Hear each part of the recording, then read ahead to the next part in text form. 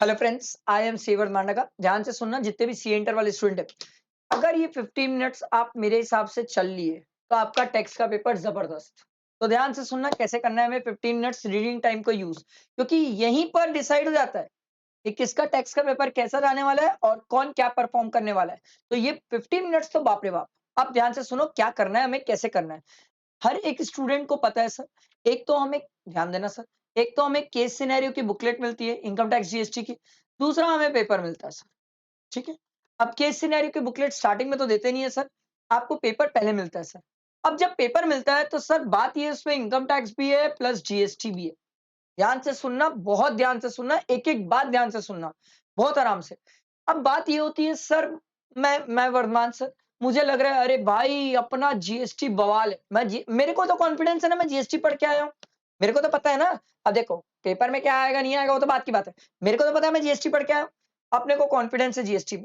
मैं क्या करूंगा इस 15 मिनट्स में, ध्यान से सुनना, इस 15 मिनट्स में बहुत इंपॉर्टेंट जीएसटी में जो हमें ऑप्शंस ऑप्शंस वाले क्वेश्चन होते हैं, जहां हमें बोलता है सर पूरे क्वेश्चन नहीं करना है सर, ऑप्शन है आपके पास, बच्चे 3 क्वेश्चन में से 2 क्वेश्चन करना है, 3 में से 2। तो मैं क्या करूंगा, पहले ये 3 क्वेश्चन में से 2 क्वेश्चन सिलेक्ट कर लूंगा कि जो मेरे को लग रहा है बेस्ट आते हो। एक स्टूडेंट बोला अरे सर मैं जब देखने गया ना तो टू एक क्वेश्चन है जिसका ए आता है, एक क्वेश्चन है, सेकंड क्वेश्चन है जिसका बी पार्ट आता है, एक आता है एक नहीं आता, एक आता है एक नहीं आता। तो सर तीनों क्वेश्चन में मेरे साथ यही हो रहा है कि एक आता है एक नहीं आता, एक आता है एक नहीं आता। अरे तो क्या हुआ, तो क्या हुआ, कोई बुरी बात नहीं है। आप मेरी बात समझो, आपको मैं समझाता हूँ एक बात। आप ना 3 में से वो 2 क्वेश्चन सिलेक्ट करना, जिसके एक-एक पार्ट अच्छे से आते हो, एक-एक ना भी आते हो बट ऐसे आते हो कि कुछ तो लिख पाएँ, वो वाला पार्ट बेस्ट सिलेक्ट कर लेना। अब मान लो एक एग्ज़ाम्पल दे रहा हूँ, मान लो मेरे को 2 का 1 का ए अच्छा आता है और 2 का बी अच्छा आता है। इसका बी पार्ट नहीं आता है, इसका ए पार्ट नहीं आता है। ठीक है? ये वर्स्ट सिचुएशन यही होने वाली है सर। अब क्या करूँगा मैं? भैया ए पार्ट पहले बना लेता हूँ, जो मेरे को बेस्ट आता है। ठीक है? उसके बाद ये बी पार्ट के लिए पेज छोड़ूँगा। अभी नहीं दिमाग लगाऊँगा इसमें, क्योंकि अभी मेरा फ्रेश माइंड है। अभी अच्छे कॉन्फिडेंस वाला माइंड है। तो मैं क्या करूँगा, ये कॉन्फिडेंस दिलाने का तरीका है अपने आप को। फिर सेकंड का बी वाला पार्ट बना। अच्छा इसके लिए कितना पेज छोड़े? भाई 2-3 पेज छोड़ देना। नहीं समझ आएगा बाद में कैंसल कर देना। उसमें क्या है भाई? पैसा दियो ना, पेज छोड़ने में क्या पाप है? सर सेकंड का बी पहले बना लूँगा। सर बी मेरे को अच्छे से आता था। ये 2 बन गए ना, अब मेरे को लगा आहाहाहा! मेरा जीएसटी में कॉन्फिडेंस आएगा। समझो मेरी बात। फिर उसके बाद कहाँ से आनी चाहिए कहानी, फिर भैया 2 का बी और 2 सेकंड का ए, इन दोनों में से मैं क्या कुछ लिख पाऊँगा?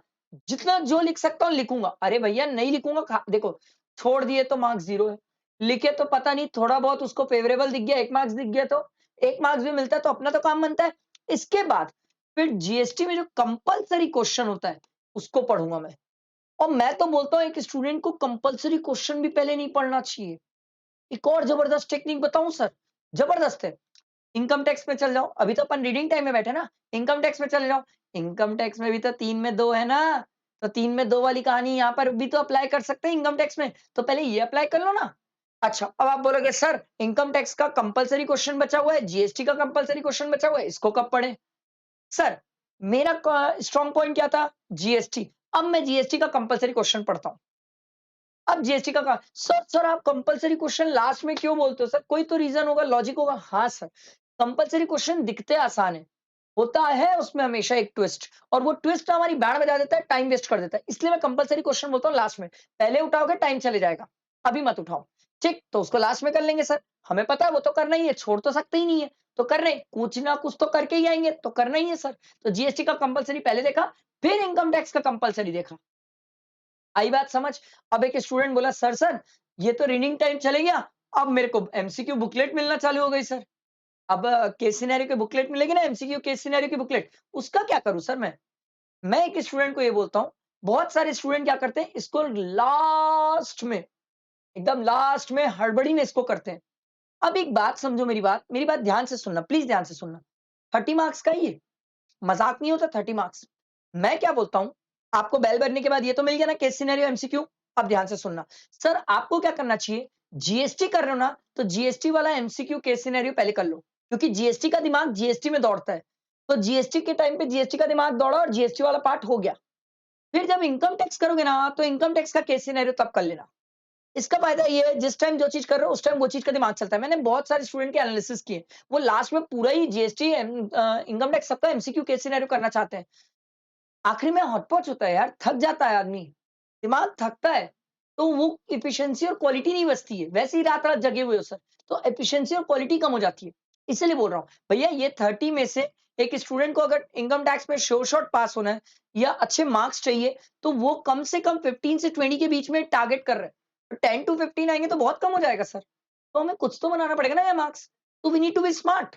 हमें समझना होगा कि पेपर कैसे अटेंड करना चाहिए। ये 15 मिनट्स रीडिंग की प्लानिंग होनी चाहिए। अगर आप ये समझ रहे हो, विश्वास करो बहुत मजा आ जाएगा पेपर देने में। आपको लगेगा ही नहीं कि पेपर का प्रेशर हुआ। अच्छा, एक स्टूडेंट बोला सर एक आपसे बात पूछनी थी। मैं बोला बता यार। बोले सर आप बोले जीएसटी हमारा स्ट्रॉन्ग पॉइंट था, मेरा जीएसटी स्ट्रॉन्ग था। सर जीएसटी टफ आ गया तो? कोई बात नहीं, मेरी बात ध्यान से सुनना। जीएसटी अगर मेरा स्ट्रॉन्ग पॉइंट था और मान लो वही टफ आ गया, it means income tax moderate आया होगा। सर दोनों टफ कर देगा तो बच्चे पास ही कैसे होंगे? पास ही नहीं होंगे। तो 2 में से एक तो सर चलो जीएसटी आपको पढ़ के समझ आया भाई जीएसटी पल्ले नहीं पड़ रहा है, तो रीडिंग टाइम है ना, चलो ना सर इनकम टैक्स में। इनकम टैक्स में वो 3 में से 2 क्वेश्चन सिलेक्ट करने चलते हैं ना सर, वहाँ चले जाएँगे सर।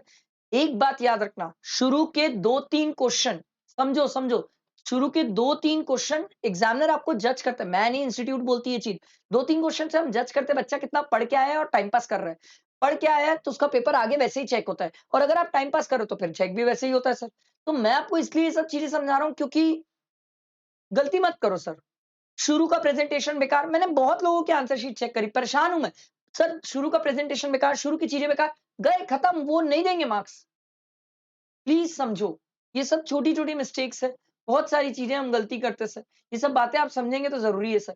अच्छा, अब पेपर में क्या मिस्टेक नहीं करना चाहिए, क्या गलतियाँ होती हैं, वो मैं आपको नेक्स्ट वीडियो में समझाऊँगा सर, क्योंकि बहुत लंबी हो जाएगी ये वीडियो नहीं तो। आई होप समझ आया होगा, लाइक करना, फ्रेंड्स को शेयर करना, बहुत इंपॉर्टेंट वीडियोज़ है ये सर। ठीक है? चलो, थैंक यू।